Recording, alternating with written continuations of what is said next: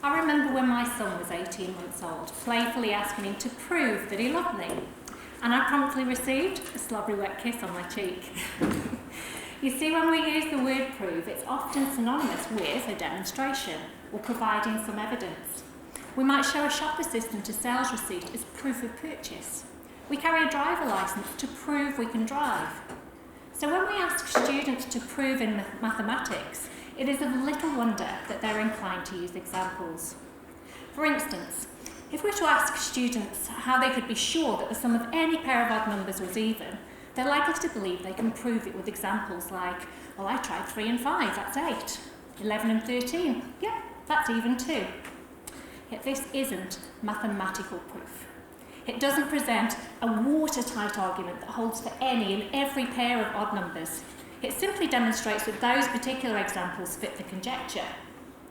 A mathematician, on the other hand, would likely offer a proof something like this.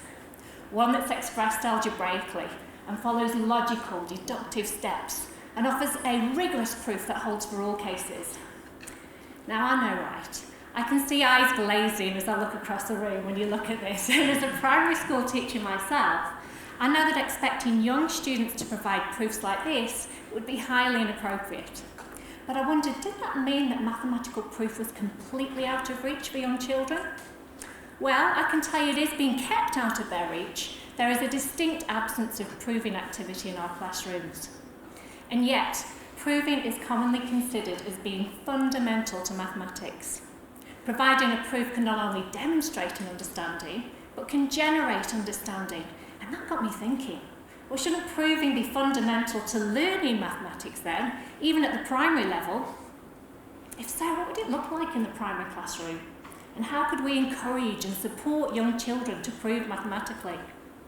To answer these questions, I worked with small groups of students aged just 8 years old, and I asked them to consider a dilemma presented in a simple cartoon, where 3 characters were debating whether the sum of 2 odd numbers was always odd, always even, or could be sometimes odd, sometimes even.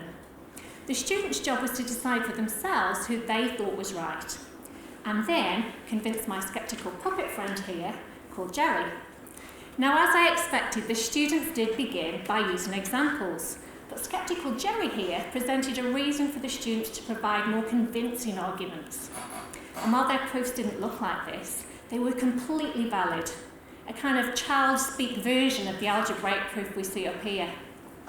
My research is proof that mathematical proof is not child-proof. Thank you.